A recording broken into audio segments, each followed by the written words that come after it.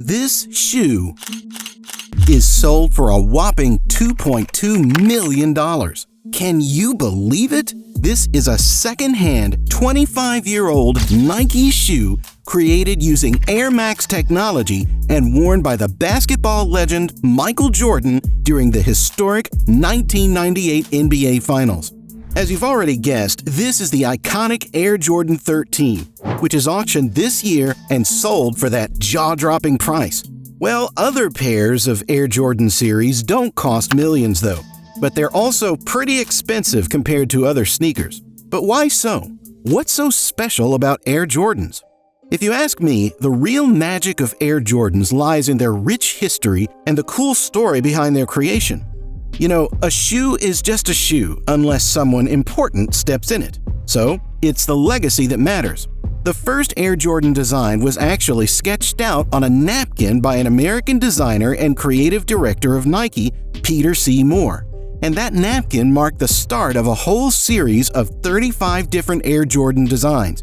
And these days, it's not just the guys. Look around and you'll see that the ladies are jumping on the Jordan bandwagon too. Retro Jordans like the Jordan 1 Retro High OG University Blue and Georgetown 3S are flying off the shelves on the Sneakers app and in select stores.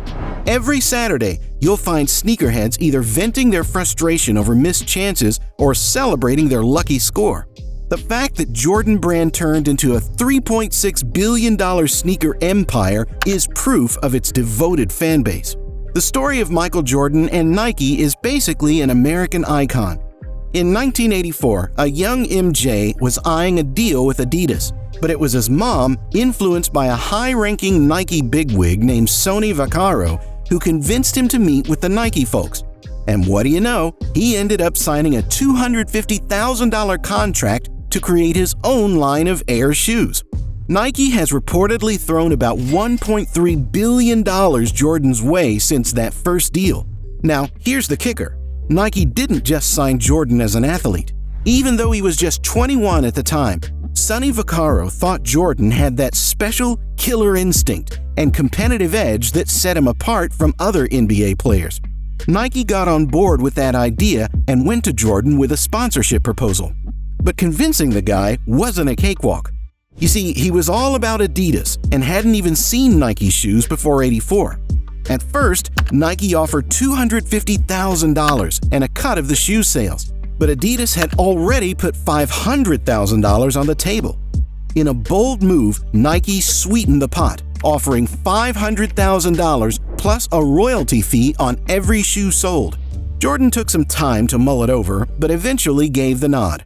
In '85, Nike dropped the mic and unveiled their new line of shoes called Air Jordan, with the first model being none other than the Air Jordan 1. And the rest, as they say, is history. Back in '85, when Air Jordans first hit the scene, they caused quite a stir in the NBA. You see, the league had this rule that said your shoes had to be at least 51% white. So when Michael Jordan stepped on the court rocking his fresh Jordans, he was looking at a $5,000 fine for every game. But no worries, Nike had his back and covered the tab. Now, instead of crying foul, Nike saw this as a golden opportunity. They dropped an ad commercial during prime TV hours, making a big deal about the NBA ban. That ad went viral, and suddenly everyone was talking about Air Jordans. Nike thought they'd sell about $3 million worth of shoes in 3 years, just enough to cover MJ's fine. But you won't believe me, they were in for a surprise. The Air Jordan 1 blew up big time, ranking at a whopping $126 million in its first year. And that was just the beginning of the legend. And that's not all. In 1989, Nike played another smart move like this. Let me explain it to you. They made an ad featuring Spike Lee as Mars Blackman, grilling Michael Jordan about why he's the best in the universe. And Lee kept saying, "It's gotta be the shoes." Teaming up with Lee was a brilliant idea, if you analyze it now, and that's when these shoes turned into status symbols. Those iconic ads got people talking, and it inadvertently made Jordans a symbol of luxury in the USA. Those designer sneakers became a statement of, "I've got cash to burn." I must admit that this sneaker was a game changer, creating a whole new level of desire and demand. Thanks to MJ's rookie success, The Air Jordan franchise pulled in $100 million in its debut year. It marked a major shift in the world of sports gear. Then, the Air Jordan 3 came along, and Tinker Hatfield's design was like the cherry on top. He introduced that mid-cut style, added those cool elephant print overlays, and gave us the iconic Jumpman logo, which is a silhouette of MJ himself. Plus, he tossed in some Air Max tech for good measure. That move made a big impact. But if you follow my perspective, here's where it gets interesting. All these collaborations are causing some drama in the sneaker community. The fight for Jordan collabs has spilled over into the OG lines, and it's like a mix of nostalgia and newness. Copying Jordans at retail is like winning the lottery. Folks celebrate it like they just saved the day.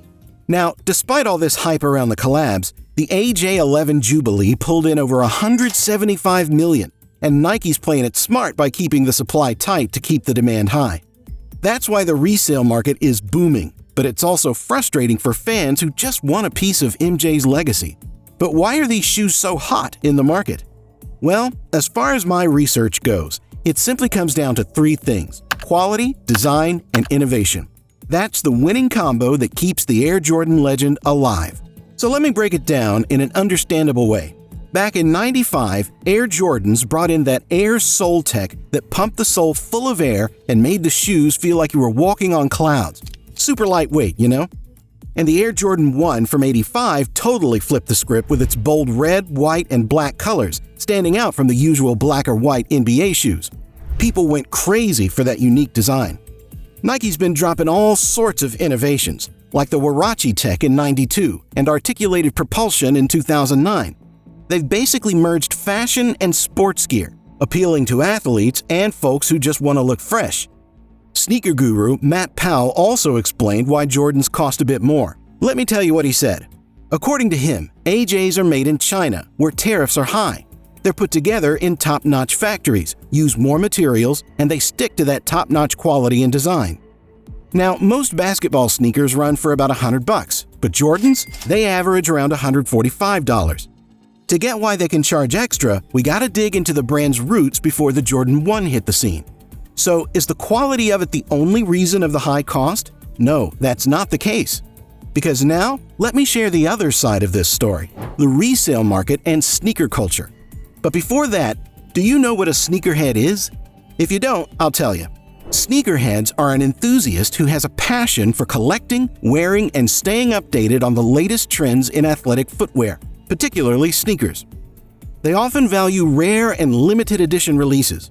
They buy these types of sneakers from the company and resell them at higher pricing to the customers. The sneakerhead scene began in the 70s, boomed in the 80s, especially in New York City, with Air Jordans and hip-hop's influence. Icons like LL Cool J and Fresh Prince popularized them. Today, a Jordan x Drake collab, the Air Jordan 12 OVOs, sold for $100,000. Jordans still dominate due to hip-hop's influence. If you remember, in '93, Nike's $80 Air Jordan Retro Pack flopped, leading to discount sales. But in the early 2000s, the sneaker game magically evolved, and Air Jordan sales resurged with retro culture. But you know what truly made Air Jordans pop? In my view, it's Michael Jordan himself. His image, his charisma, his mad popularity. It all played a huge role in the brand's success. The shoe stayed on top as a status symbol. Tinker Hatfield designed iconic Jordan sneakers for over a decade, maintaining the brand's legend.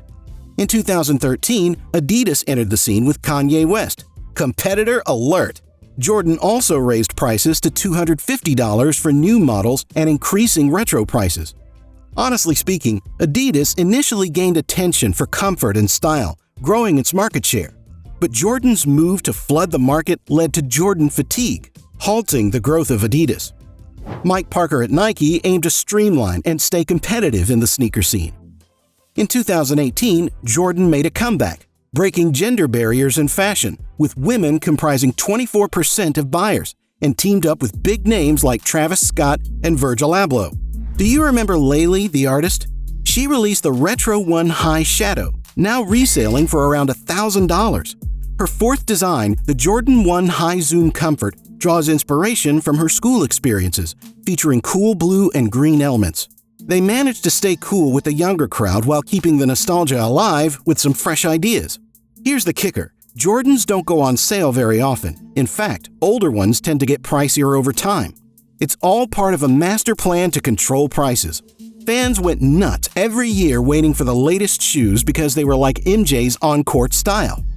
Jordan brand still drops new shoes, but the OG ones in the original colors are like treasure.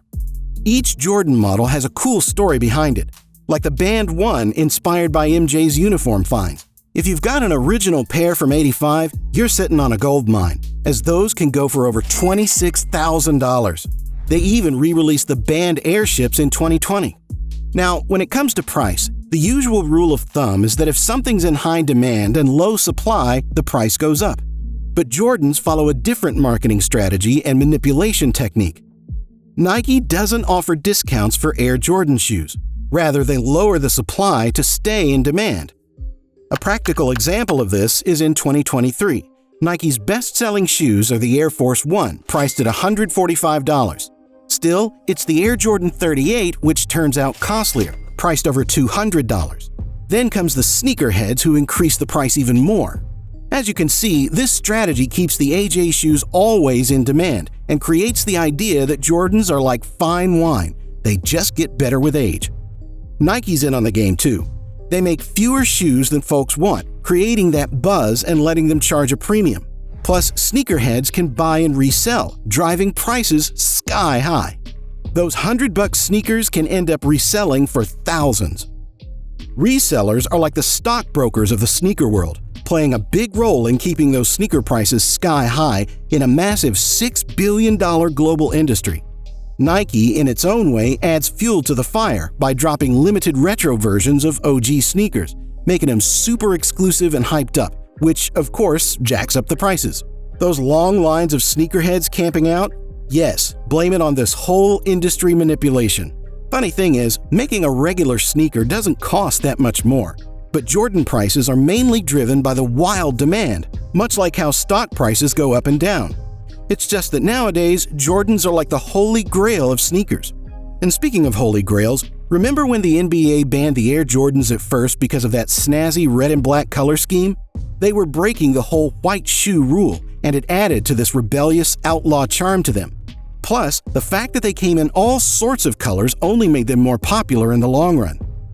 As you can see, this is why Air Jordans became iconic, beyond just being shoes. They represented a cultural movement, merging hip-hop, sports, and street culture, uniting people as sneakerheads. So, do you think the history and technology behind these iconic sneakers justifies the cost? Are you willing to invest in a pair? Share your thoughts in the comments below.